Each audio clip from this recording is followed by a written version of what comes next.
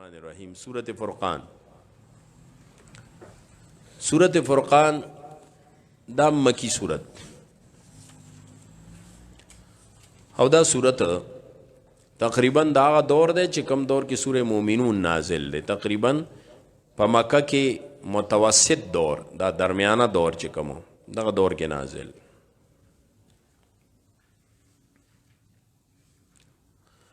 دی صورت کې بیان او موضوع صدا د صورت موضوع دا د حق او باطل منس کې فرق او امتیاز او داغي اصول او ضابطه. حق او باطل منس کې فرق او امتیاز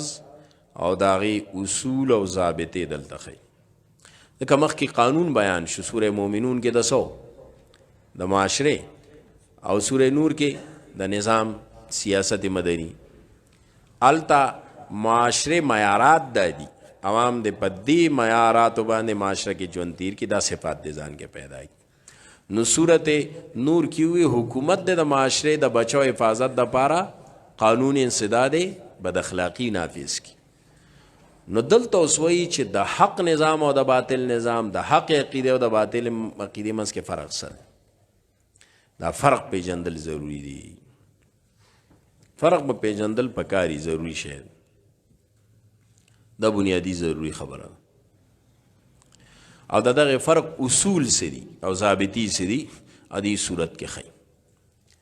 د حق او د باطل نظام، د حق او د باطل عقیده منځ کې فرق امتیاز او داغه اصول او ضابطه د دې لږ وضاحت کو. نو بیا د صورت تراز ادا دا چې تاسو ګورئ اسلام او پیغمبر اسلام او تمام انبیاء صرف د حق سمجھ خلکو ته نه دی ورکړی چې لکه د حق سمجھ او پوی ولرئ، بلکې د حق د سمجھ او پوی سره بیا د حق خپلول عمل کې راوستل. او درېمه خبره بیا دا ده چې د حق سمجھ او د حق عمل سره سره د باطل شعور ورکړی دی. دا به ضروری ایمان د پاره پوه نه شوې زما پټکو. د حق سمجھ به می خو سمجھ نه بعد به بیا د حق عمل کې راوستل. ځکه مولانا ادریس کاندیلوی رحم الله خپل سیرت کې سیرت مصطفیٰ کې اوځي کې لیکلي ایمان جاننے کے ساتھ ساتھ ماننے کا نام ہے. پوه نه شوې ایمان څه ته وایي؟ جاننے کے ساتھ ساتھ ماننے کا نام ہے. ایمان صرف دې ته نه وایي چې زه پوه شم، صرف نه، د پوه سره سره منل او عمل کې راوست. نو یو د حق پہچان ده، دویم د حق بیا عمل کې راوستل دي. خو درېم همیشه د انبیاء د کتابونو د قرآن او د پیغمبر دا ده چې د حق پہچان، د حق پویا، د حق عمل نه بعد د دې مقابل کې باطل دغه شعور دا ډیر ضروری دی. ال حق کامل شي، پورا په حق سره پوي شي، سو پورې چې مقابل کې د باطل شعور نه راغلی. دا بنیادی ضروری خبره. زموږ مسله صحیح، مونږ حق او پیژنو، خو د حق مقابله کې مغا باطل او فتنه نه پیژندلی، نو مونږ کله کله خطا شو. نو د دین په جامه کې خطا شو. وجه صدا د باطل شعور نشت. قرآن څه کوي؟ قرآن صفت سو شهر رمضان الذي انزل فيه القرآن هدى للناس وبينات من الهدى والفرقان. دا د قرآن کما فرقان دغه ته وایي چې حق اوخی خو ور سره مقابل کې باطل لپاره بدا ټکی نه سم چې باطل مخی نه، د باطل شعور خول خدا مطلب ده چې خشه ده کنه شعور ده. حق خودل او د باطل شعور پیدا کول دې ته وی فرقان. دا درې خبرې ضروری دي. ماوی اکثر مونږ ولې غلط شو، دوکه شو، مسئلې پیدا شي، غداران را ننوزي، یا دینی سړی دی او څه شو په غلطه شو. ولې دینی خلک ګمراه نشي کله کله، او هغه کله کله قصدن آمدن نه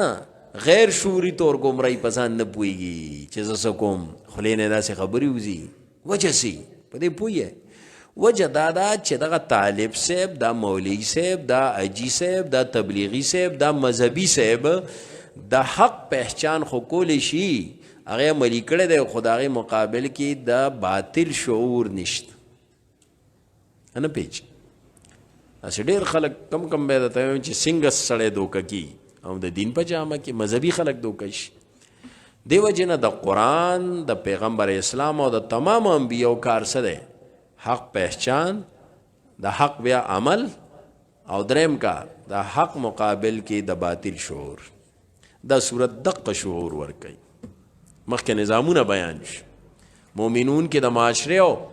نور کې د سیاست د مدني نو دلته څه کوي اوس دقه د حق باطل منځ کې امتیاز او فرق او دغه اصول باطل شعور مو پیژنه باطل څه شی ته چې حق پیژنې باطل به سره خامخا پیژنې ګینې بیا به ګډوډې غلطېږي به مثلا توحید دی توحید منل پویول ضروری دی خود توحید مقابله کې به شرک پیژنې ورنه سباله به په شرک کې اخته او څه به سوی موحدم ته ګوره زموږ شیوخو چې دا د توحید انداز نمایه دی نو دا په دې اصولو نمایه دی چې باطل شعور ښیي دیو جن دغه توحید د توحید ټکی دا نور مولیان هم وای نه وای ځان د چالی توحید وای عام مولیان نور دیو بندیان هم وای خالق دے مالک دے توحید ټکی مو وی الله توحید ومنه خو مقابل کې هغه باطل د توحید چې کم دی شرک دای وضاحت وته نه کړي نو دلته وای زمو واحدم توحید ومنه الله خالق دے رازق دے مالک دے یا تبلیغیانی نو توحید فی ربوبیت خو ته پړو کړی شي خو لیکن دا چې د دې مقابل کې هغه شرک فی الالوهیت نه دی ښودلی شوی نو د په منبر دلته ودرېږي خالق مالک ځمکې اسمانونه غټې فرشتې پیدا کړي دي او چې ګوري بله ورځ ښځه ګوتې نه نیولي باباله رواني وجه څه ده د دین په جامه کې ګمراه شو وجه څه وه چې د توحید مقابل کې د باطل شعور یې نشته چې د شرک تمام اقسام پیژندلی وی نو بیا به د دا شی نه کوو ځکه زمونږ د شیوخو او زمونږ منهج د توحید د بیان کمالی دا دی چې د توحید مقابله کې څه دی هغه باطل د شرک شعور دی دغه شی راشه سنت ته چې پویم کم پې که نه سنت دی دا خو سیندي ټکې ووې نو اوس وضاحت کې سیندي دغسې ټکې وایي هغه تشریحګانې نه کوي هغه دغه دی خال شیخ صاحب دی ښه بس صرف تعبیرات کوي لنډې خبرې نو اوس لکه سنت دی نو د سنت چغې ټول وایي تبلیغیان هم وایي د پیغمبر سنت او د پیغمبر طریقو کې څه کامیابي عام دیوبندیان هم په دې سنت دونه کتابونه لیکلي دي سنت دا سنت دی او دا سنت دی او دا مستحب دی خو لیکن دا ده چې د دې سنت د دعوت او پرچار او خودو سره د دې مقابل کې چې باطل دی چې هغې ته بدعت وایي د هغې شعور یې نه دی ورکړی چې د دې مقابل کې یو شی هغې ته بدعت وایي او بدعت دا تعریف دی د بدعت دا پہچان دی د بدعت دا مصداقات دي نو هغه دې خوا مسواک وایي سنت دی پخی طرف روان دی سنت دی پنسیو چې دکړي دی سنت دی دارنګ په خپلې مخې ته په درې ګوتو خوراک کوي سنت دی خو که هلته مړی وشي نو درې څلوېښتیم کوي ولې هغه د باطل شعور ولا نه دی ورکړی شي دغسې که ته د اسلام نظام کې نظام دی اسلام دی قانون دی خو بل طرف ته د مقابل کې چې د مغربي کم قانون او نظام دی د هغې شعور دی نه ورکړی دی به نه پوهېږي نوم به د اسلام علي او مغسې به جمهوریت ته سر لاندې کړي دا شعور نه دی پیژند پوه شوې داسې د هر شي باره کې نو دارنګ ته وې هلکه صحیح خلکو سره شی حق پرستو سره ملګرتیا وکړئ باطلو فرقو نه ځان وساتئ صحیح فرقې او ډلې سره شی دا خو مونږ ورته ووې خو لیکن بل طرف ته مونږ ورته هغه د باطلو فرقو ډلو په ګوته ښودلو نه کړله باطل شعور هم ورنه که نه سبا نه پوهېږي نو سړی څه شي بلخوا شي مسلماني ورته وښوله آلو سره د جماعت باندې کلک وسه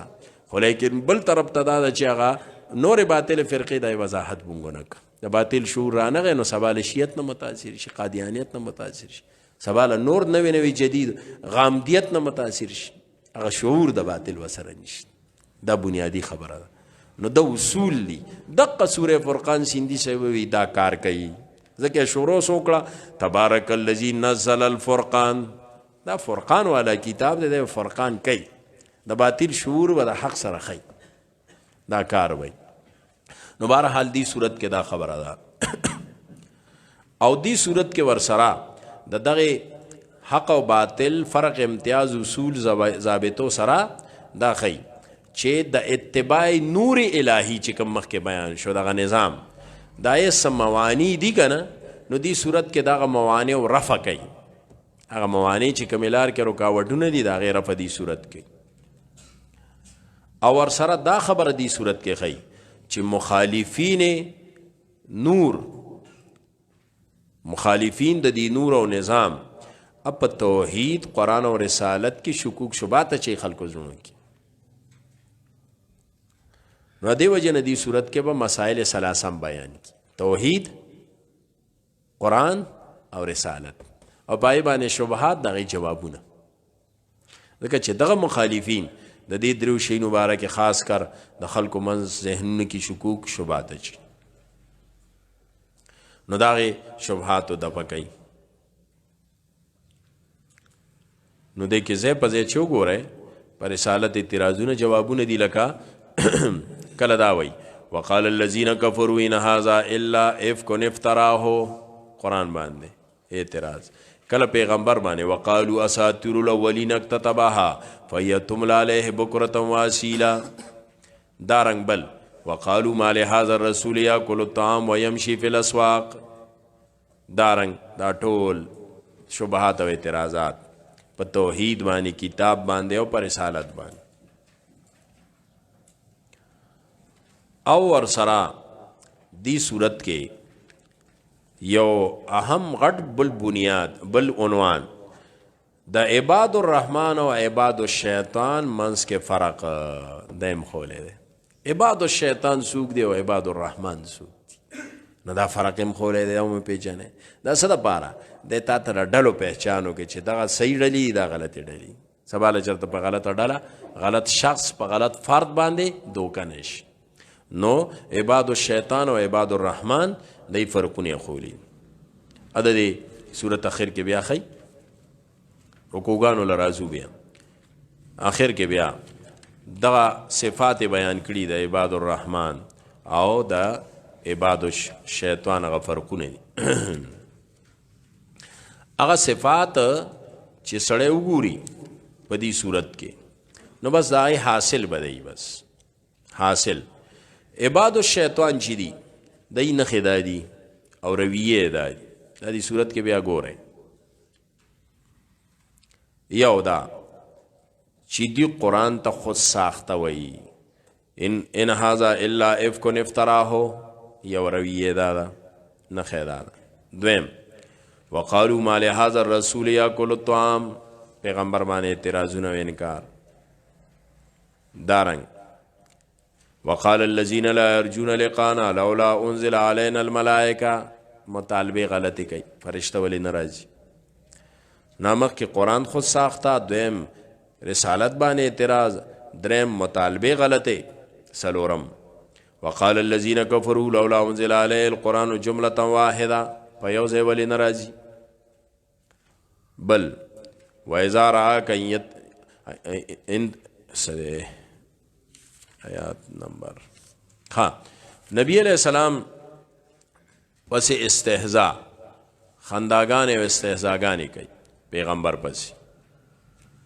اغا دا چې ان يتخذونك الا هزوا، تا پور استهزاء کوي نو پیغمبر پور استهزاء. بل ارایت من اتخذ الهه هوا، اتباع خواهش پرستی.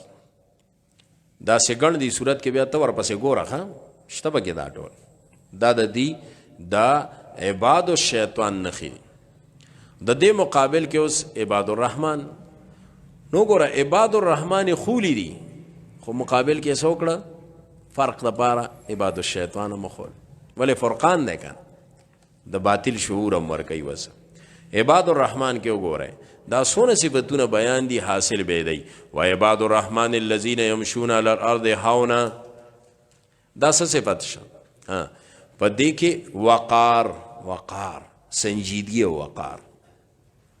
عباد الرحمن کې یو صفت سی وقار او سنجیدگی وی دا به سنجیدی بے باکا بے ډنګ ونی تو ګوره یمشون علی الارض هونا د تګ به د انسانیتی د سلیقې وی د سنجیدګۍ وی د وقار وی بے وقاره تک بنک بے ډنګ منی نو چې بے ډنګ شي نو یا ته بد اخلاق جوړ شي او که بے ډنګ شي نو یا ته متکبر جوړ شي او که په سلیقه شي نو سلیقه مندم شي او عاجزه والا می نو دا وقار او سنجیدګي ځکه عمر رضی الله تعالی عنہ یو قول دی سوی او تعلم العلم وتعلم للعلم السکینة والوقار قول رانا پورا ایر دے عمر رضی اللہ عنہ ہوئی علم حاصل کے خدا علم دا پارا وقار او سنجیدگی میں حاصل کی وقار او سکینہ سنجیدگی ناول صفت سے دے وقار عباد الرحمن صفت دے وقار بل صفت دا دے والذین یبیتون لربهم سجدا وقیاما گوره دا وقار دا شو کنه یمشون علی الارض هونا و اذا خاطبهم الجاهلون قالوا سلاما دام سنجیدگی دک هر چا سرار وقت جګړې نه کوي دا د سنجیدګۍ خلاف اشاره چاته هر وخت خلا چولی دا سنجیدګي نه دا غوره ځان پوهه وای مرګر ویل چې څوک به چې چرته وسره باس مناظره وکم دا څه کنه دا څه صفت نه دی ښا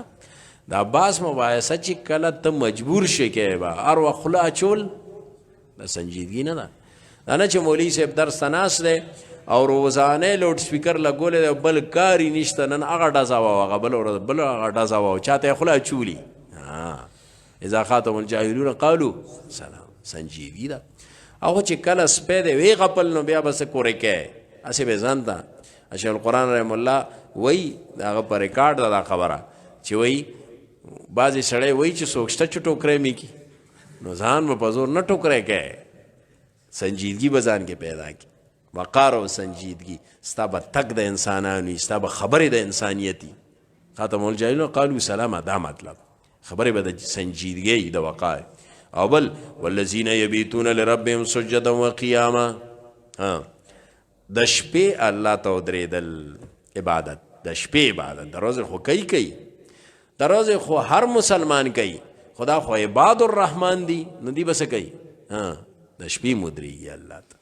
شپې عبادت دغه داعیان انقلابیان یادوي که نه دوی به کار کوي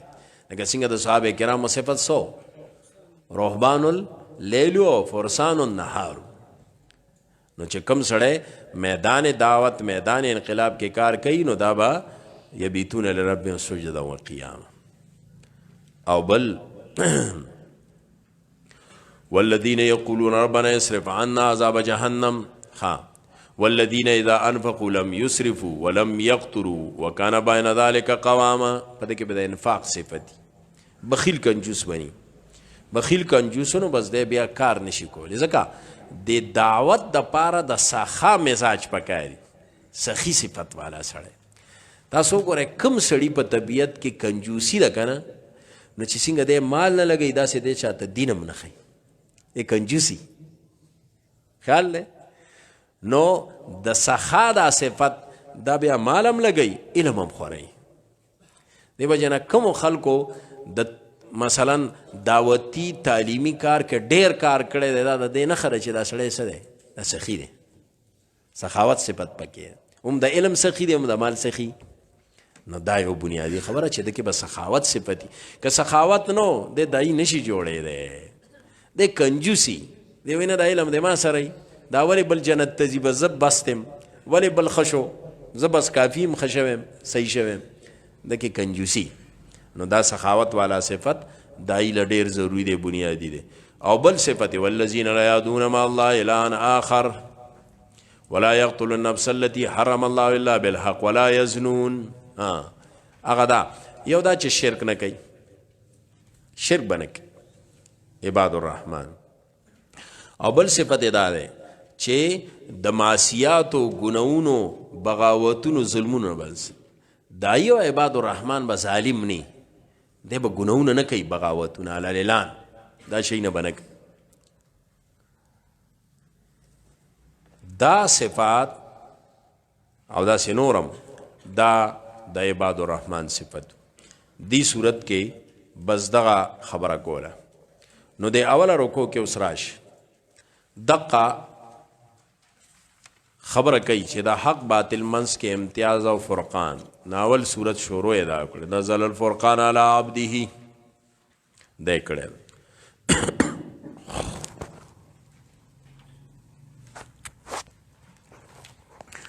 او یکدم شروع د سوکړه د توحید او د شرک توحید بیان کو مقابل کې شرک رد کو شعور ورکو ګوره الله الذي له ملک السماوات والارض دا توحید شو نو یکدم شعور د سور کوي مقابل کې د شرک فرق خي لم يتخذ ولدا ولم يكن له شريك في الملك اپ مشرکین رد واتخذوا من دونه الها دا شعور شو کن نو په دی اوله رکو کې یو دغه د حق باطل فرق او پای باندې به طور مثال شرک او توحید او دویم هغه مسائل ثلاثه توحید رسالت او قرآن د دې متعلق د منکرینو چې کوم شبهات دي داغي جوابونه هم کړی دي په دې رکو کې دویم رکو بیا د رکو کې بیا دا رسالت د نبی علیہ السلام تصفیه د نبی علیہ السلام د رسالت تصفیه کوي په دې لسم او شلم آیات کې لسم کې د نبی علیہ السلام د رسالت خبره ده تبارک الذی ان شاء جعل لك خيرا من ذلك جنات تجري من تحتها الانهار ويجعل لك قصورا د کدی مطالبه وا خزانه ولی ناراضی نو پیغمبر تصفیه وکړه صفایي وکړه او په دې رکو کې د رسالت حواله سره چې کوم حجابات دي دا حجابات او رفع حجابات می کنه حجابات باندې بل صورت کې مثلا خبره راځي رکاوټونه حجابات لري کوي دې صورت کې د رکو کې د رسالت حواله نو درېم رکو کې به مسله د فرقان شروع کړي دا فرقان معنی قرآن د فرقان د قرآن خبره درېم رکو کې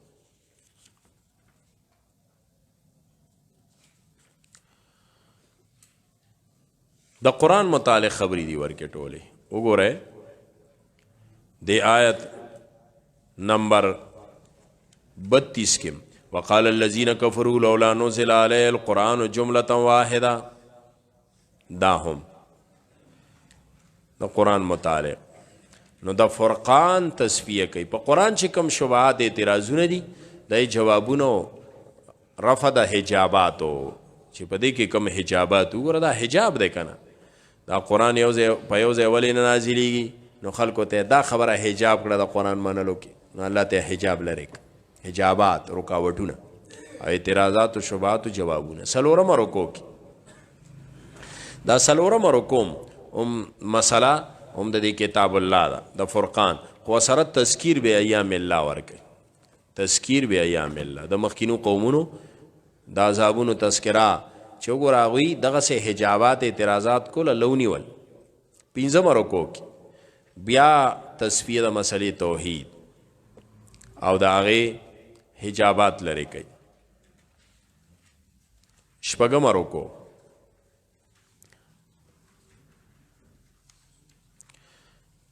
شپږم رکو کې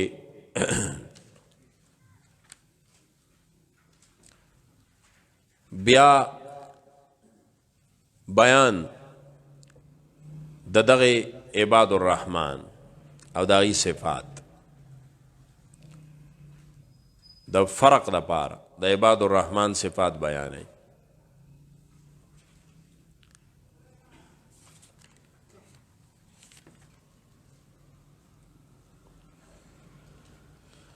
او سره مسله د رسالت هم مسره ضمن کې راوړي په دې طریقه دا د دې صورت حاصل شي